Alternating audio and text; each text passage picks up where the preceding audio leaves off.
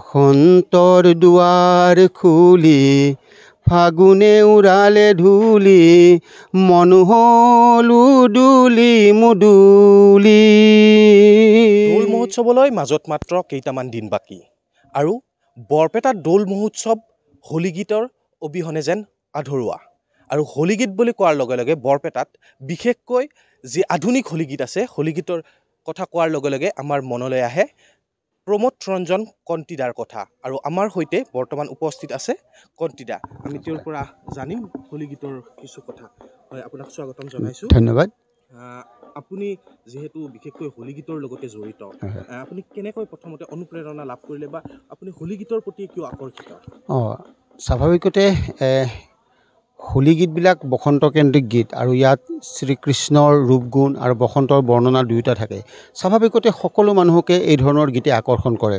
তদুপৰি মোৰ ঘৰ বৰপেটা সত্ৰৰ নিচেই কাষতে।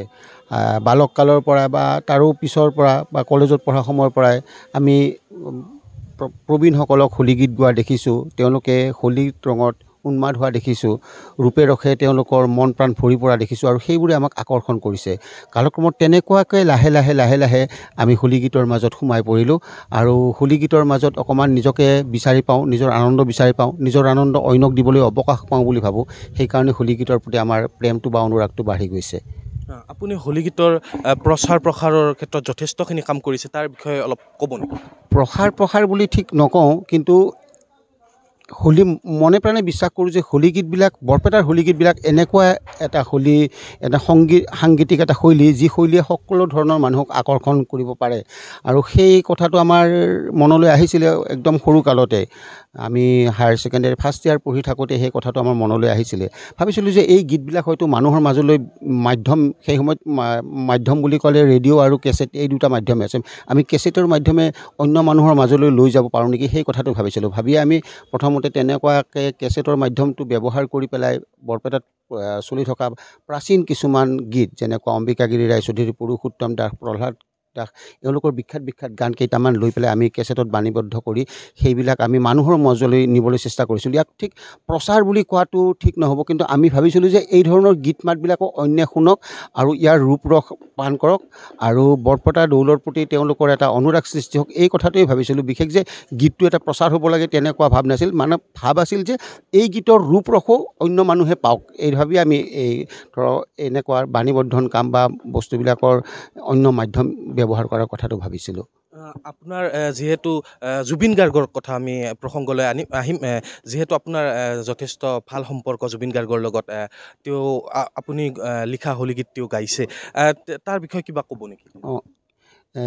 জুবিন গাৰ্গ মোৰ বাল্যকালৰে বন্ধু। আমি গীতৰ CD হওক, কেছেট হওক বা তেনেকুৱা বাণীবন্ধন কৰাৰ আগৰ পৰাই আমি বন্ধু। আৰু অৱসৰৰ সময়ত আমি এনেকুৱা ধৰণৰ গীত মাত গাওঁ, যেতিয়া মানে ঘৰত থাকোঁ, ৰন্ধা বঢ়াৰ সময়ত, খানা খোৱাৰ সময়ত, গাড়ীত যোৱাৰ সময়ত এইবিলাক গীত মই এনেই গুণগুণাই থাকোঁ। আৰু বন্ধুবৰ জুবিন গাৰ্গে এইবোৰ গীত আকৰ্ষিত হ'ল আৰু কালক্ৰমত ভাবিলোঁ যিহেতুকে জুবিন গাৰ্গ এটা সৰ্বজন প্ৰিয় মানুহ, তেওঁৰ কণ্ঠৰে যদি কেইটামান গীত বাণীবন্ধন কৰোঁ, হয়তো আৰু বেছি মানুহৰ মাজলৈ এই গীতবিলাক যাব। সেই ভাবিয়ে বন্ধুবৰ জুবিন গাৰ্গে বহুকেইটা গীতত কণ্ঠদান কৰিছে আৰু সেইবিলাক মানুহে আদৰি লৈছে। আৰু তাৰে কেইটামান গীতটো মই ভাবোঁ যে কেইটামান গীত অনাগত বহু দিনলৈ সেইবিলাক গীত চলি থাকিব আৰু সেইবিলাক মানুহৰ গীত হ'ব। কোনো এজন জুবিন গাৰ্গৰ গীত বা প্ৰমোদ ৰঞ্জন দাসে ৰচনা কৰা গীত তেনেকুৱা নহয়, সেইবিলাক মানুহৰ মাজলৈ সোমাই গৈ পেলাই তাৰ সৃষ্টিকৰ্তাৰ ৰূপ নোহোৱা হ'ব আৰু সেই এটা লোকগানলৈ পৰ্যবেক্ষিত হ'ব, তেনেকুৱাকৈ ভাবোঁ। হয়, জুবিন গাৰ্গৰ লগত তেনেকুৱা কিবা ইণ্টাৰেষ্টিং ঘটনা জনাব নেকি?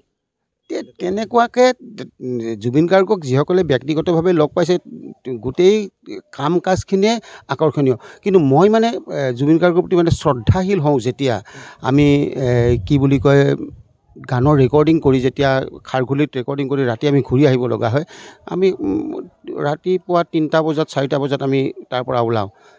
তেতিয়া সি ওপৰৰ পৰা তললৈ, টিলাৰ ওপৰৰ পৰা তললৈ নামি আহি ড্ৰাইভাৰজনক কয় গাড়ী ভালকৈ চলাবি। আৰু আমি আহি পাইছোঁ নে নাই 2 ঘণ্টা 2.5 ঘণ্টা পিছত সি আকৌ ফোন কৰিছে, এতিয়া ছেফলি ঘৰ পালি কি নাই পালি। এই কথাটোৱে মানে বৰ আকৰ্ষণ কৰে, তাৰ ব্যক্তিত্বৰ প্ৰতি এটা শ্ৰদ্ধাশীল কৰি তোলে মোক। এয়ে আৰু ক্ৰমাৎ আপুনি হোলী গীত আগতে যেনেকৈ আমি দেখিছিলোঁ যে প্ৰতি বছৰে কণ্টিদাৰ এটা গীত আমি শুনিবলৈ পাওঁ, কিন্তু বিগত কিছু বছৰত আপোনাৰ হোলী গীত কম আমি পাইছোঁ, কিয় আচলতে? ঠিক হোলী গীত মানে কি হৈছে, মই মানে ভাবোঁ গীত তৈয়াৰ কৰি আছোঁ, কিন্তু লগাতকৈ অকণমান গীতৰ সংখ্যা বাঢ়ি যোৱা বুলি ভাবোঁ। কাৰণ গোটেই ভাৰতবৰ্ষক কেইটামান 4-5টামান হোলী গীতে গোটেই ভাৰতবৰ্ষখনক সেয়া কৰি বান্ধি ৰাখিছে। আৰু আমি যদি বছৰে বছৰে ইমান গীত সৃষ্টি কৰোঁ, হয়তো ইয়াৰ একো মাদকতা নাথাকিব। তেনেকুৱাকৈ ভাবিয়ে হয়তো অকণমান সময় আনিছোঁ। আৰু দ্বিতীয়তে কি হৈছে, একঘেয়ামী এটা আহি গৈছে, মোৰ নিজৰ কামতো একঘেয়ামী এটা আহি গৈছে। আৰু জনপ্ৰিয় কৰাৰ এটা মানে টেণ্ডেঞ্চি এটা মনত সৃষ্টি হয়, যিটোৱে মানে কম্প্ৰমাইজ কৰিবলৈ সেয়া কৰে। কাৰণ কম্প্ৰমাইজ জনপ্ৰিয় কৰিব এটা মন যদি লওঁ, লগে লগে কম্প্ৰমাইজ কৰিব লাগিব। আৰু কম্প্ৰমাইজ কৰিলে হয়তো নিজৰ যিটো গীতৰ ঐতিহ্য ধাৰা বিনষ্ট হ'ব। তেনেকুৱাকৈ ভাবি অকণমান নিজক কণ্ট্ৰল কৰি ৰাখিছোঁ এতিয়া। এইবাৰ আপোনাৰ কিবা নতুন হোলী গীত আহিব বুলি শুনিছোঁ। এইবাৰ মানে কি, মইতো ভাবোঁ কি যে অসমৰ যিবিলাক বিখ্যাত বিখ্যাত গায়ক আছিল, মই ভূপেন হাজৰিকাৰ দ্বাৰা হোলী গীত গোৱা নহ'ল, সেইটো দুখ ৰৈ গ'ল। কিন্তু বাকী সকলোবিলাকৰ দ্বাৰা হেৰি গৈছে। সেই তেনেকুৱাকৈ ভাবি অসমৰ বিখ্যাত জনপ্ৰিয় গায়ক পুলক বেনাৰ্জীদেৱ, তেখেতৰ কণ্ঠৰে এটা গীত বাণীবন্ধন কৰাইছোঁ। মানে লক্ষ্য আৰু উদ্দেশ্য এইটো নহয় যে এই গীতটোৱে মানে মানুহৰ মাজলৈ যাই জনপ্ৰিয়তা লাভ কৰক।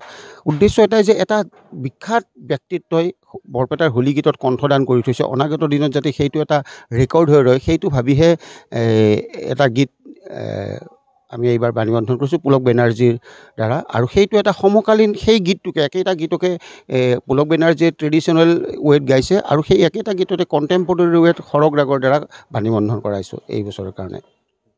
শেষত আপোনাৰ মুখেৰে দুহাৰী হোলী গীত শুনিব।